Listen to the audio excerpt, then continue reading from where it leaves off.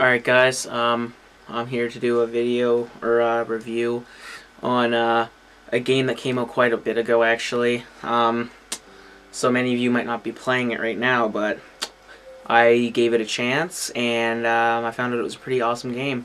And that game is Bulletstorm by the same people who created Gears of War, Epic Games, and Unreal Engine or whatever it's called. I forget what it's called, but I know it's Unreal something.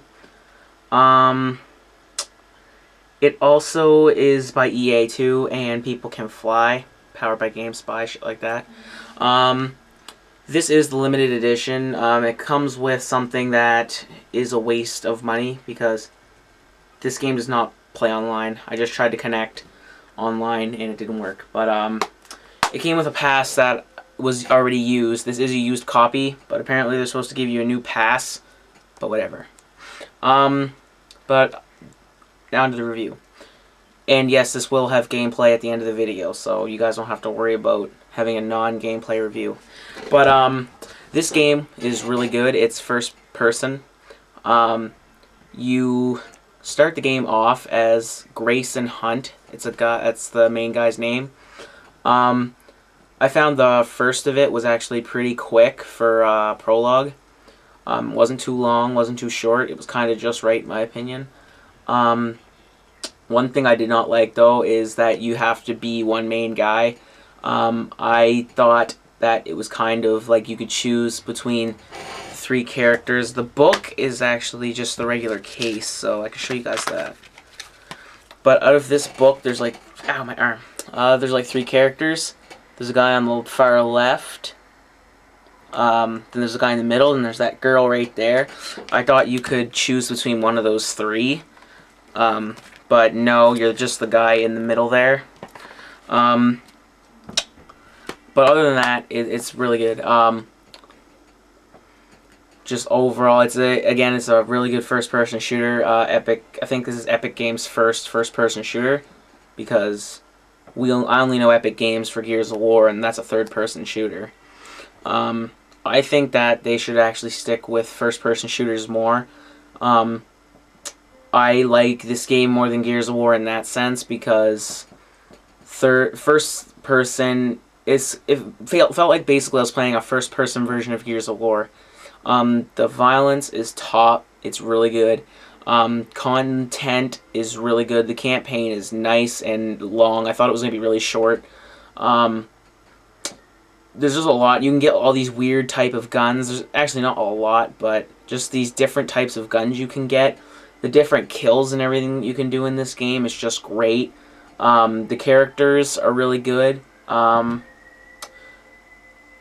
not really much I can really say about it other than the content for single player is really good. You can get achievements, things like that. That's one problem I did have with it though, the achievements, and I don't know if it's a problem with achievements, but the trophies on this game are kind of laggy. I found that when I did something, I wouldn't get the trophy, and there's actually one trophy I did not get, and I met the requirements for it. But besides all that, you can play online. If you can find a match, go ahead. But before I made this video, I tried to connect and it didn't work. There's a mode called Echoes mode. I never really tried it. I think it's sort of like a Nazi zombies type thing, where you just I think you just go around and just get kills. I think that's what it is. That's really pretty much it of that I can really talk about on this game. If I was going to recommend, I would recommend it for people for first-person fans. Fans of a good story. The story was really good.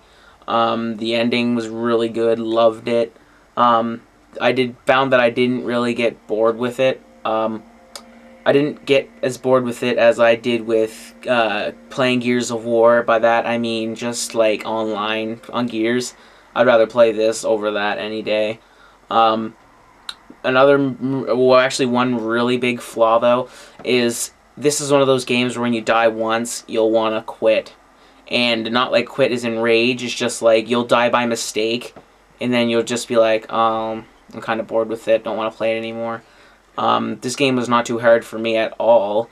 I would just die by mistake, I would just not get cover, I'd try to go out and just handle business, and I'd just die, and then I'd just play something else. But I would recommend this. It's really cheap. It should be around 15 bucks. That's how much I paid for it at GameStop/EB Games. But don't waste your money on a new copy by all means, because the online pass does not mean shit. So I would just buy used. Doesn't matter. I'm trying to look here. Yeah, it's 1 player, and network's 2 to 4. So if you can play with your buddies, that's cool, I guess. Yeah.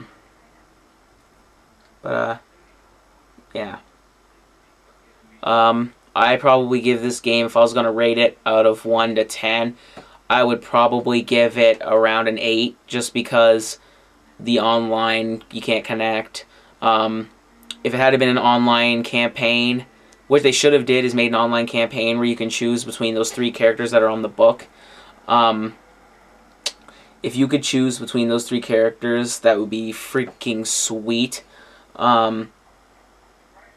Or if like every single character had, or really, the 2 guy characters are basically the same story, because you're with him the whole time throughout the whole story mode, and then eventually you meet up with the girl. But I think what they should have did was, since those 2 guys have their story, I think that you should be able to play as the girl and have her story up until she meets with them. Sort of like a separate ways type thing that they did for Resident Evil 4. I think they should have released that as DLC, or just have it when you beat the game, you unlock that. And I think they could have did a lot with that. Even if it wasn't that long, it would still be interesting, I guess. Because once you beat this game, you don't really want to play it again. That's another flaw about this game. The replayability value is just, it's not there. It's sort of like Skyrim in a sense. That's my opinion on Skyrim anyway. But yeah, once you play this and beat it, you won't want to play it again. So I'm probably going to trade this in tomorrow. But I just thought I'd give you guys my honest review before I got rid of it. So that was my review on Bulletstorm. And now I'm going to show you guys some gameplay. So, peace. Alright guys, here with some Bulletstorm gameplay for you. And yes, I did do this just so you guys could see it. I just restarted the campaign again, so I could just showcase the early parts of the game and just like little components that make the game interesting. You do start with this gun, by the way. One really good feature I found that they did on this game is something that it's something that other games don't have, and it's just a really unique type weapon that I found in this game. And let me get up here so I can. Oh yeah, there's like a slide feature too, sort of like Gears of War's Roadie Run. You just double tap X or A, whatever system you're playing, and you'll do that. There's these things too. They're little upgrade stations. They're called, I forget what they're called. Drop kits. That's what they're called. And that's the thing that you use. That little thing that looks like a chain. It's called a leash. And that's the thing I think that's really freaking cool. But yeah, they're gonna put me all through this. Yeah, I already know how. I already know. Yeah, no, shut up.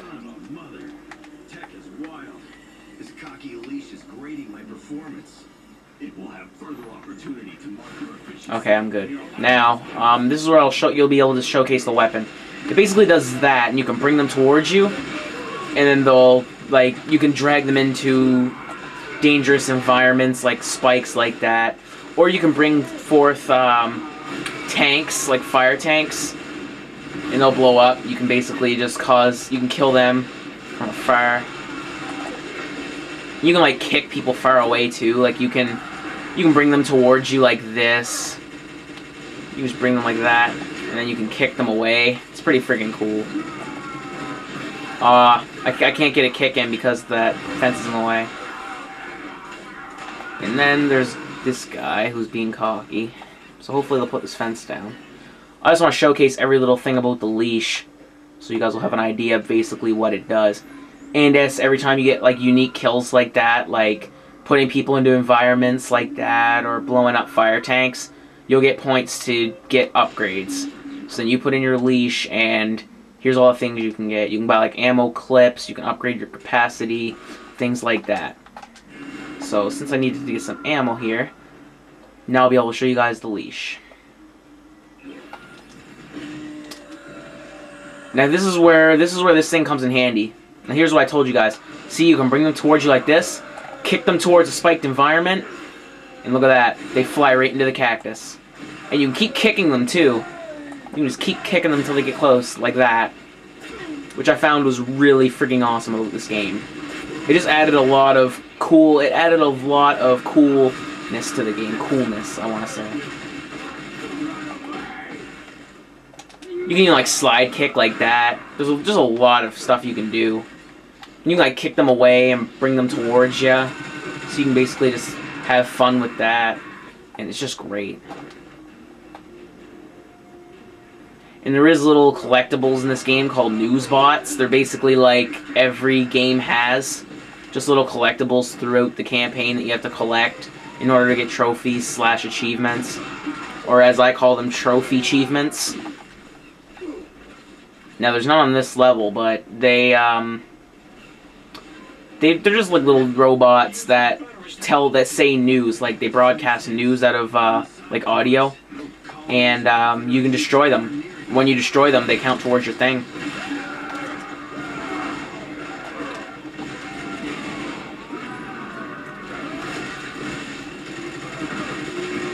This is the violence on this game is just top. Epic Games knows how to do it when it comes to violence. This guy's gonna try to run away from me. Okay. You can keep leashing them, it's kind of fun. So I'll leash them and kick them, and I'll shoot them a little bit. Yeah.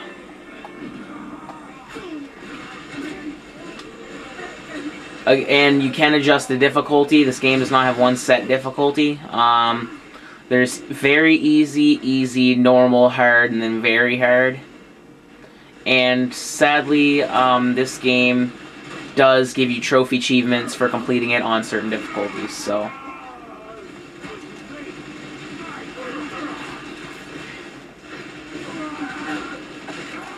And yes, you can set like multiple targets and everything like that. You can just have fun with it. That's what I think. You can just be like, oh yeah, set them up like that. You can even like kick them into spots and then set up a kill, and I'm out of ammo. And you can even like leash it and break it, so you don't always have to shoot the object. And another thing that I found that you can do is the leash can grab anything. Like if you see that ammo on the ground, hopefully this guy won't kill me. I'll kill him first, so I can show you guys basically. Oh shit. Please do not kill me. Please do not kill me. Okay, that ammo on the ground, you can leash the gun and pick up ammo like that, if you guys seen that. And that's really great for if you're in cover. Like I'm just picking up ammo like a beast. I found that out when I was pretty much done the game, and when I seen that you could do that, it kind of just made me like, oh, this game is so much better. Because if you're on like very hard or anything, and you're in cover, and you see ammo, you can just be like, ha. You can't grab ammo boxes though. You can only grab like guns, things like that.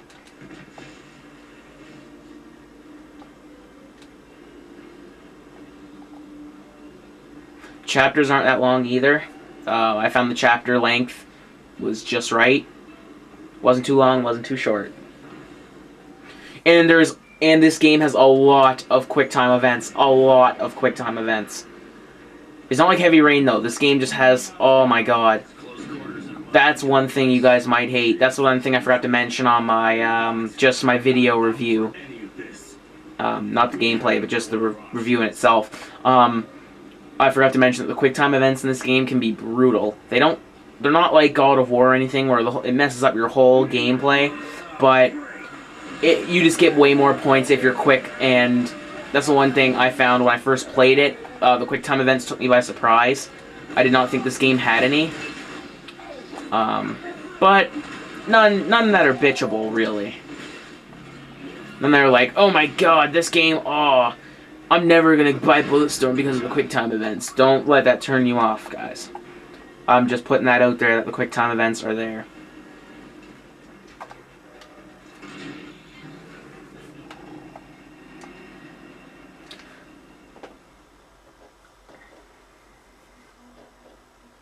And I will show a little bit of this next scene, and I will cut it.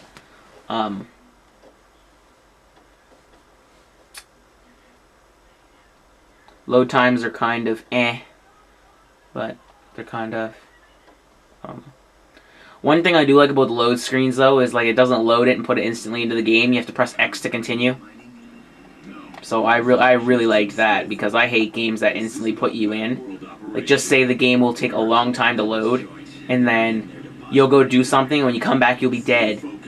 But this game, no. I found myself at a load screen for like 5 minutes because I didn't know that you had to press X. I'm so used to just instantly putting me into a game.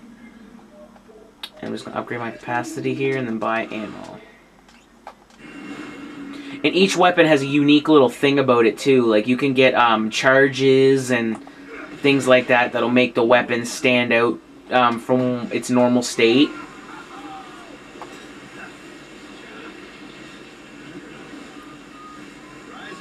Boss fights aren't too hectic. The boss fights are actually fairly reasonable. The environments are great, just like overall scenery. Like down here in this mine, whatever you want to call it. And this guy's really sliding. He's like, there'll be a guy like chilling in the air, and you can just keep firing off at. You can just go on to another guy. This guy's trying to corner me. One thing that I found you can do is you can, let me just get away from this guy here. You can do this. You can slide and shoot at the same time. I love that. Because when you're like trying to escape, you can just be like, ah. I think it would be cooler though if you could slow down, if you could just slow down time, basically like Fear. But yeah, so I'm gonna stop here. I hope that this gameplay was enough for you guys to see enough of this game, and if you're into these types of games, check it out. So, peace.